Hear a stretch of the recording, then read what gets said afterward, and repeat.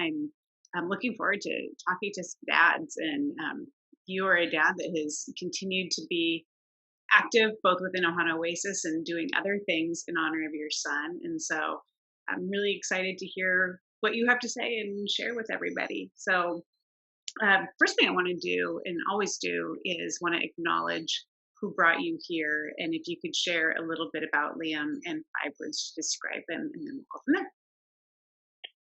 5 words to describe Liam: empathetic, bright, funny, loving, and charismatic. How, as a dad, do you negotiate grief and getting through it and being able to actually embrace it? At first, it was I grieved alone. Like there are no men's groups that I know of. So and as a father, you still have 2 other kids. You have a wife to take care of, so you're expected to put on a happy face, return to work, return to what the world looks at as a normal way of life. But there's nothing normal about it when you're driving to work and you start to cry for no reason, or you have to get up from your desk and go into the bathroom and cry in a stall because we're supposed to be strong. We're supposed to be the ones that are lifting up our wives and our children and helping them along. So one thing that I did take from Ohana from that week is allowing myself to be open. Allowing myself to share how I'm feeling with a friend who may not understand what it is to lose a child. Mm-hmm. So I think that has helped me to sort of accept this obstacle that's been placed before me, not forget about it, not completely jump over it, but kind of move around it. It's still there, but accepting that, okay, this happened to me. I lost my son. But there are ways to work around that. And that's the one thing I took away from that week with you. And do you feel like as you have been more open with people now that necessarily haven't been through the same experience, that it's been beneficial to be vulnerable, or is it still really scary to do that? At first it's a little scary at first, but the more you do it, the more you're just like, this is a part of my life. This will be with me until I die, right? Like it's who I am. So there's no point in trying to hide it. There's no point in trying to dance around it. People you come in contact with, if they ask how many kids you have, I would just say 3.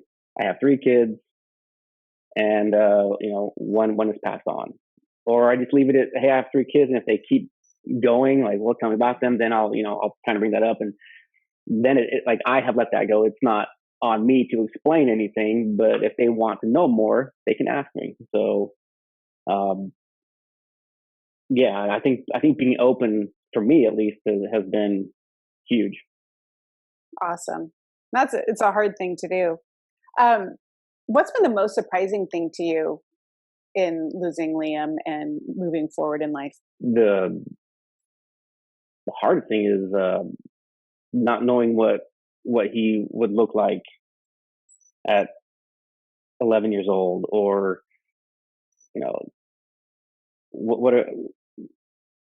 how would he sound? Like, what would he be interested in? I think that has been hard. It'll creep up. There's only so many pictures I can go through because they stopped after he passed away, and so I think that's been a struggle. And what do you do about that, or do you just sit with it? Again, like I would say, before coming to Hawaii, I probably would have wrestled with it, struggled with it, and it would have beat me up. Now I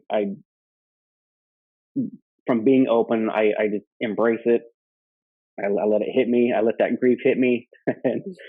and now it's like, it could be a minute or maybe 5 minutes, and then I'm good. I'm good to go. And Um, but it happens all the time. Like there will always be something that reminds me of him. It can be anything. And so you just have to prepare yourself. And I don't know, I just found tools that helped me. And one of those is just accepting it and not trying to fight the grief when Yeah. it hits. Yeah, that's a big thing. It's scary to do it, but once you do it, you realize you get through it Right. better and quicker than if you had avoided it. At least that's what I've Yeah. discovered. Yeah, Sounds you're like right. you You're right. too. The biggest blessing coming out of this is realizing that that again, life is short, and I promise tomorrow. And so just be kind, be empathetic to people you meet, your own family, your own friends, spouse or girlfriend or whatever the case may be. Just being kind. I feel like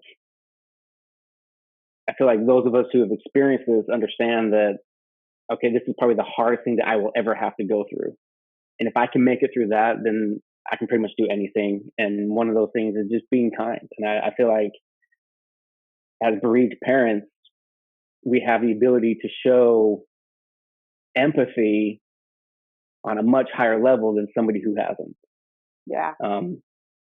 Because we know that love that was there, it was taken, and it'll never come back. So that at least that's what I've learned, or for me, that's what I've taken away from this.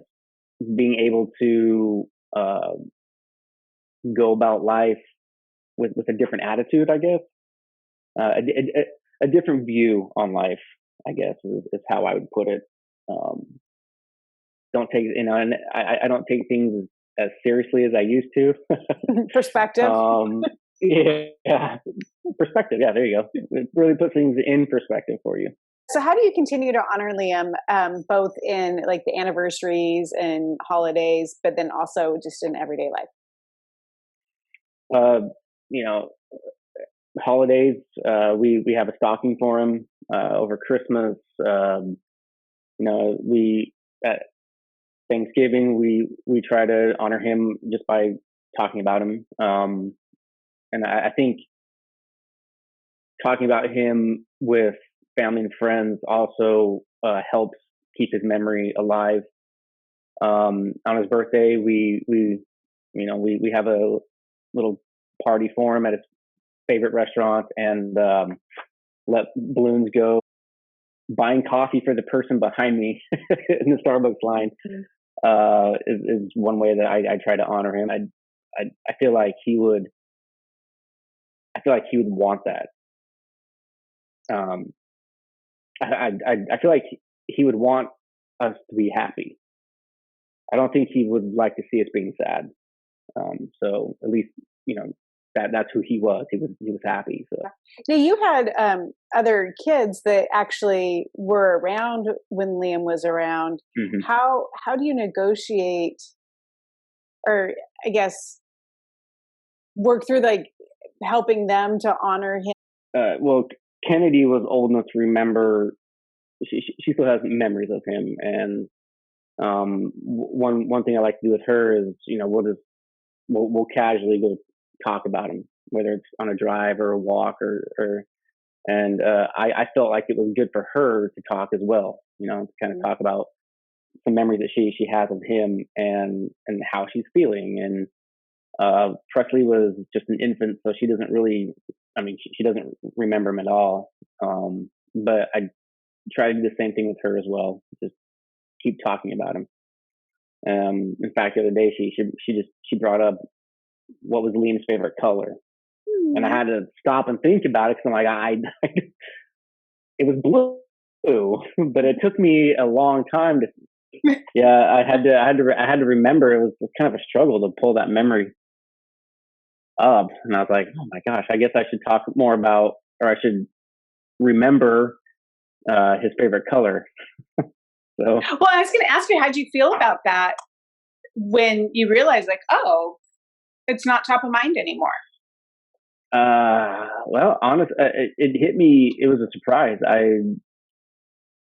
Well, in a way, I was a little bit sad because I had let that slip, and it's again, it goes back to the, I've almost forgotten a lot of the things that he liked, because either I'm not talking about enough, or I just don't remember. But it kind of made me feel, and so and it made me rethink how I want to remember him. Um, um, Simply because I had forgotten his favorite color. Yeah, made me a little sad. If there is it, so I totally get that and have gone through that. And then on the flip side, is there also a blessing to it that the grief is not so all encompassing, that you are in a different place in your life, that you don't have to be rehearsing and holding tight to those things quite so much? Yes, yes, yeah. You're right. Like I didn't really look at it like that. That's actually really good because although I was sad, it didn't completely keep me down. It didn't beat me up so much that I couldn't function. Yeah, because I've been able to manage my grief. That uh, I guess that's a positive look on it. That I'm in a better place. What do you wish someone had told you at the beginning of your journey through grief?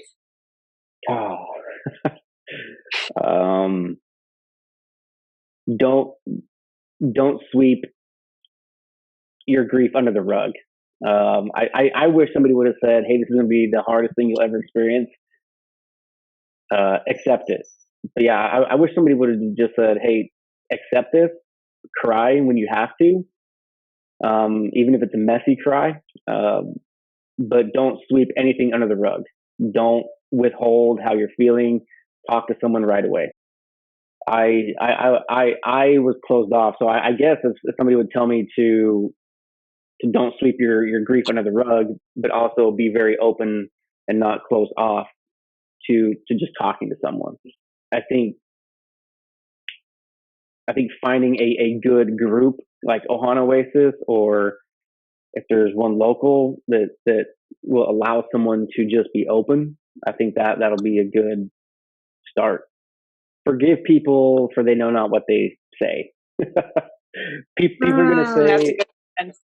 people are gonna say some of the most off the cuff remarks, and you're just like just simply forgive individuals, because most people don't know what to say. Child loss is an icky subject. It's depressing. It's a downer. So um,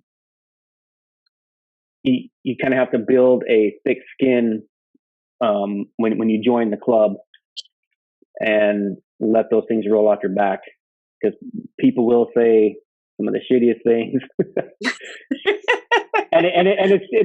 It's just because they're just as uncomfortable talking about it as you are. So as a man, it's really hard to just be open about your feelings and your sensitivity, but you're also on the inside screaming for that. Like that's what you want to do. Men just need men need a friend too to talk to. We have feelings. We do cry. We are emotional creatures as well, and I think as a society we're being better at allowing men to open up, um, but it's hard. I felt like nonprofit work really helped with the grief, doing something good for other people who were sort of in that same boat. Um, Really helped with grief. In fact, I would tell someone to maybe join a nonprofit that was similar to what their child passed away from, whether it was cancer or SIDS or whatever. Like I would probably tell them to like integrate yourself with other people who have experienced this, or helping people that are experiencing it. For me, it was huge as an eye opener to one, to realize that I was not the only one going through this, Right. and two, that there are happy outcomes to this. Um, whether my story is not a happy outcome, other people can have that happy outcome.